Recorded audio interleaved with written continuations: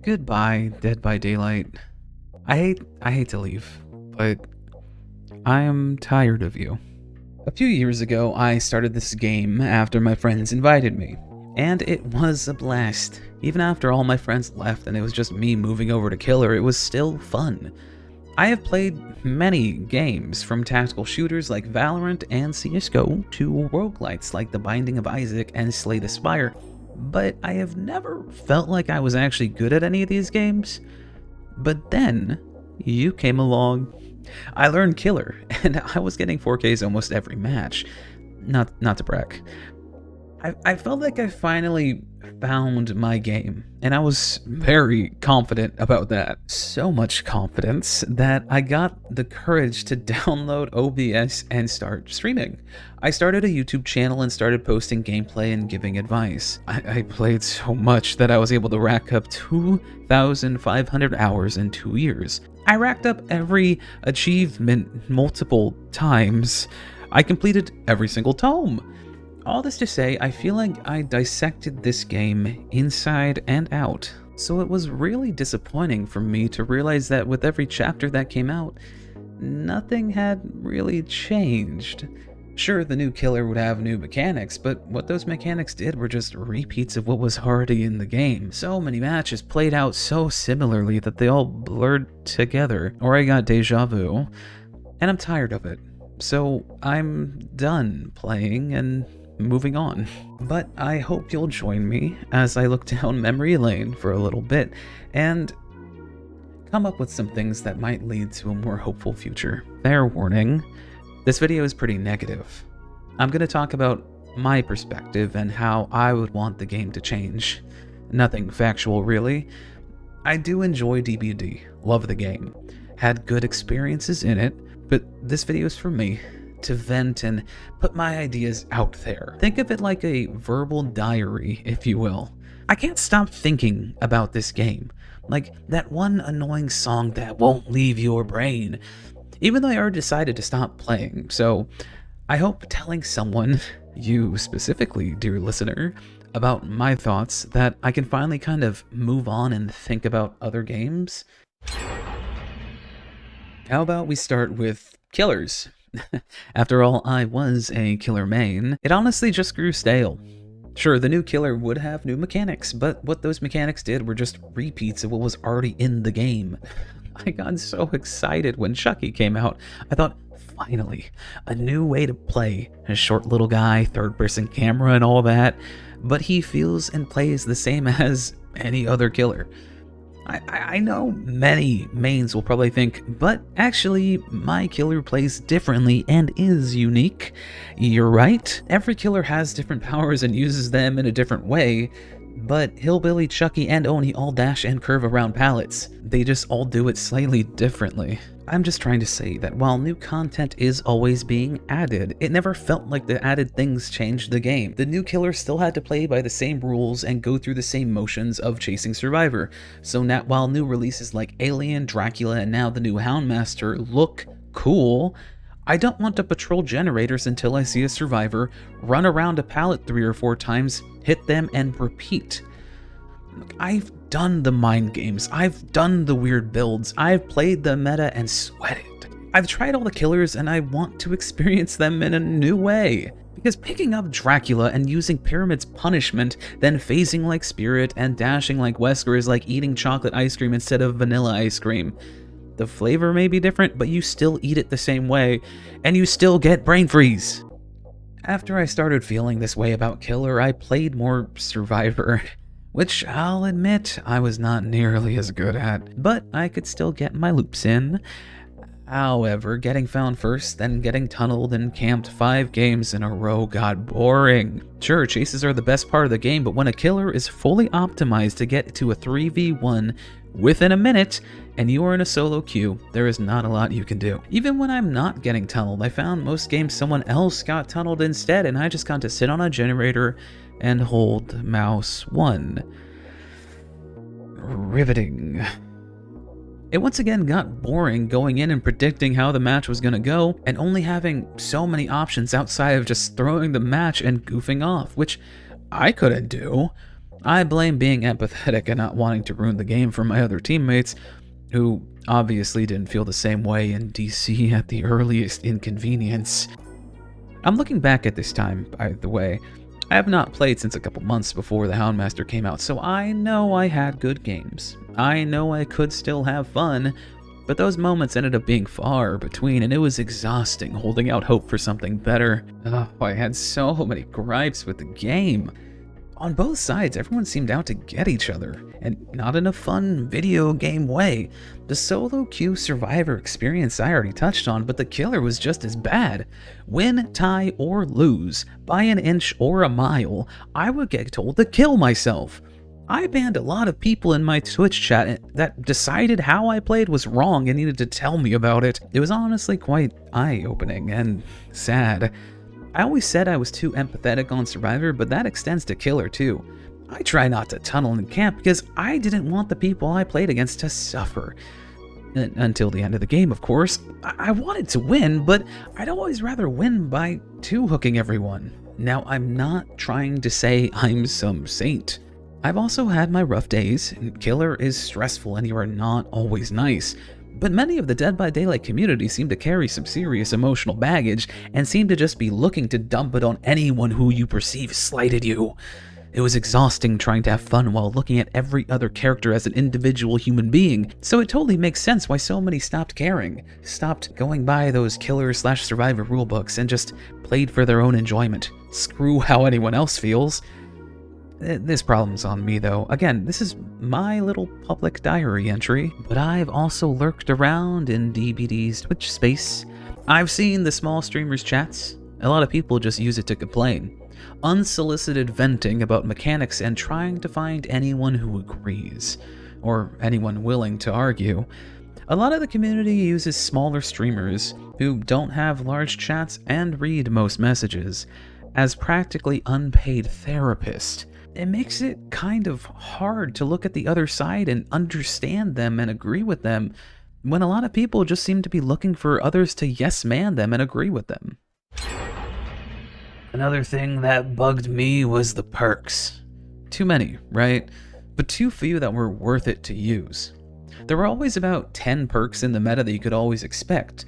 A few rare ones would pop in every once in a while, but the meta has been set in stone, and if it was changed, like the old boon meta, Circle of Healing, getting turbo nerfed, then a new meta was set quickly. It was hard to be creative because those top 10 perks were top 10 for a reason.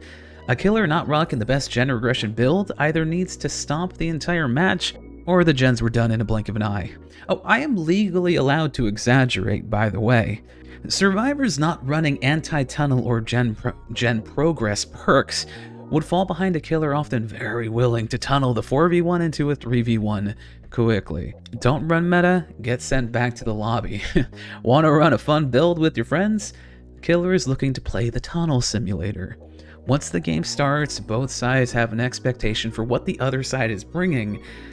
With the most recent trends of perk builds, expectations were sweaty. Honestly, a big thank you to JRM in this case. I've seen so many videos of his dedicated to getting value with niche perks, and often showcasing how difficult it is to get value from the weaker perks. I know he's a bigger content creator in the space, so most of you have seen his content, but I'll leave a link to the video in the playlist. Honestly, again, sorry to repeat myself, but I'm tired. There was a very good video by Killer Whale talking about his frustrations with the old Dead Hard. That video kind of encapsulates my feelings of DBD in a way, so I'll leave a link to it. If not just to see the video, it's also another example of a content creator, bigger than me, who's also done with DBD. His most recent video, he declared to no longer play it, at least for the time being. A lot of this frustration and boredom is all, of course, enhanced by the lack of new content in Dead by Daylight. I know. Every 3 months, new chapter, oh boy! Nothing changes. New killer, new survivor, new perks. That is not what I am talking about. Boons is what I am talking about. Honestly, the release of Boons was botched, way too strong, way too prevalent, but it was a new interaction that survivors had, and by proxy, killers had. All this time, the only things survivors could do outside of chase were generators and helping teammates. Finally, a new mechanic is introduced. Sure, hexes were already a thing, but that was reserved for if it was glowing. All of a sudden, players would run around searching for an objective, that sweet perk value. Killers could hear it too, whenever it was put down. It was a new aspect to a match that both sides had an interaction with. Again, it was implemented in a broken, sad state. It was not a real objective, but it did add a new aspect to every match. It was a step in a new direction. Not a great one, but a step nonetheless. After that, nothing. Scourge hooks still are the same as hooks, just look for a particular one. Evocations, that is just longer booning with, honestly, less value. The game is still exactly the same. No amount of meta shifts by nerfing and buffing perks will change that if the fundamental game and its mechanics don't change. So, what needs to change? What would I want to see that might bring me back? First off, Perk Overhaul. I know, I just said no amount of meta shifts will change the game, but this is different. Half the perks, at a minimum, should be removed. There are 276 perks in Dead by Daylight at this moment. You would still have over 100 to choose from, and still ignore over 50 of them. You can pause to think about this. I know this is extreme, but how many perks do you actually use? I already said too many perks do roughly the same thing. Too few perks are actually worthwhile to run. Condense it, balance it. You've already tried quantity over quality? I mean, most new perks don't feel impactful or interesting to run. How often does a new chapter come out and one of the perks actually becomes seen once a game at least? How many are busted and broken and need to be nerfed because it was not properly tested? Do I need to talk about MFT? With how many perks are packaged and shipped, they almost feel like an afterthought. They don't feel tested or even used. I mean, no offense to the developers, but if there is a child who is happy with their toys, you don't give them more toys. That just spoils them and make them always expect more. Not to compare you with a child or anything. You are a grown-up, and no, I am not talking about you. Maybe one new perk per character. Actually, one perk guaranteed on a character in the build. Make survivors come with a perk in the game and remove one of the perk slots. Survivors can still bring in 3 perks, but the 4th is now allocated to the survivor's quote-unquote power. Claudette will always come with botany knowledge, and only she can have botany knowledge. Elodie with plunderer, and only she can have plunderer. These survivors are now build focused. Claudette will now more likely be a healer survivor, Elodie will support and pick up items, etc, etc. You like a survivor, you wanna be a Fang main. Fang now comes with alert and is an info/chase survivor. The powers they come with will give them an extra bit of character. As it is now, survivors are just cosmetics. You only play them because you like the skin. The lore and personality are literally skin deep. There's no heart, there's no commitment. Also, you could say that this makes the game pay to win. You could say some survivors will be better than others. But all you're really doing is cutting down on what I am now calling perk bloat. Also, all the killers come with powers. People are still playing the bad ones. Are killers pay to win? Well, that's a whole nother discussion that Arditha went into, where he talks about the timeline of the question is Dead by Daylight pay to win. I'll leave a link below, but I personally don't think it would be a problem. Another way to slow down on perk production is to change how killers are released. Instead of releasing a brand new killer, why not make altered killers? As an example, re-release Plague with a different power. I'm not saying remove the current Plague, make an alternate version of her with a different power that is still in theme with her. How about an older, more corrupted version where her puke has eroded her body and just spills out wherever she walks, leaving a trail for a long period of time? Instead of drinking corruption, she just drinks the clean water to cleanse herself for a brief period of time and be stronger. What the trail does, I don't know. The fountains have not thought that far. I'm not getting paid to be a developer. The point is, instead of making new perks and a new killer, just make a new killer and use assets you already have. I don't know about you, but spawning in and seeing cleansing fountains would be more interesting if I don't know what purpose they have. Also, the new alternate killers don't need new perks. Instead, this could be a good time to revamp and update 3 outdated perks with something new or something properly balanced. Speaking of interaction, I want new objectives. I love seeing the new game modes, and while I find them interesting, why is the objective still the same? Why do the survivors need to still finish generators and escape through the exit gate? In Lights Out, 2v8, Chaos Shuffle, all are just the same game. I want new, actual modes. Maybe instead survivors have to transport stuff across a long, thin map to fill up some objective. Huntress, or Huntresses, can get a giant platform to stand on and chuck hatchets at the survivors. Once the objective is filled, a new part of the trial can begin, or the survivors win. I don't know. What if, in the base game, normal game mode, you still had to repair the generators, but they also needed fuel? You can refuel all generators at 1 or 2 locations of the map, and there are oil cans spread around the map survivors can pick up and move. Give survivors more reason to cross the map. Give stealth perks more impact when survivors are trying to sneak across the map to fill up the fuel. This is just an idea I'm spitballing now. I would love to see what behavior could come up with, since I know there are brilliant people working there every day. I would also love to see them test this on the PTB. Not show it for one patch of the PTB, then directly into the game. No, be confident. Your change is coming to the game, but it will need some work. Put the testing into the PTB, let the players mess with it, take it out, update it, and add. Then bring it back into the PTB and see if anything else needs to be changed. I want it tested and fair, and above all else, not buggy. I am saying goodbye now, but if I came back and some new objective was half-baked and hardly tested, I would be crushed and disappointed. Also, some of the least fun mechanics I have experienced in gaming are still in the game. Slugging and camping and bleeding out. I know it could take some time to develop new game mechanics and fixes, but it has been years. Let survivors who are hooked get kidnapped by the entity, and after 30 seconds, respawn onto the map as far away from the killer as possible, healthy. If a downed survivor crawls to a pallet, let them throw it and use it to help them stand back up in an injured state after a certain period of time. Introduce a give-up mechanic.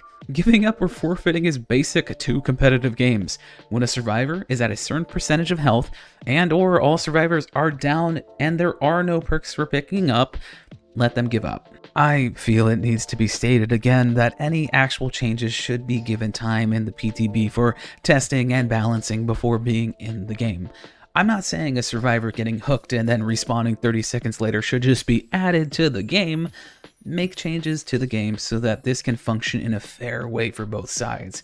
It takes time and a lot of effort. New mechanics would be nice. Actually, not nice, necessary.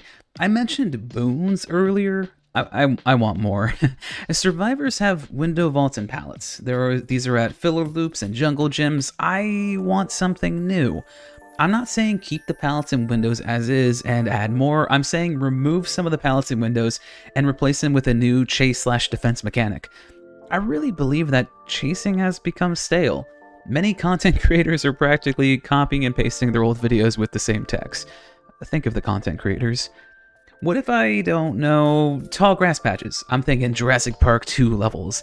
I'm spitballing on that one. It would probably be terrible, but I don't really want to see a new jungle gym that is arranged differently. No pallet, no window. I don't know what it could be, but again, I do trust the creatives at Behavior to have thought of this already and have some ideas. It does not just have to be the chases. Collectibles, interactions on maps, map-specific objectives like the secret Midwich chest. I just want more objectives for survivors.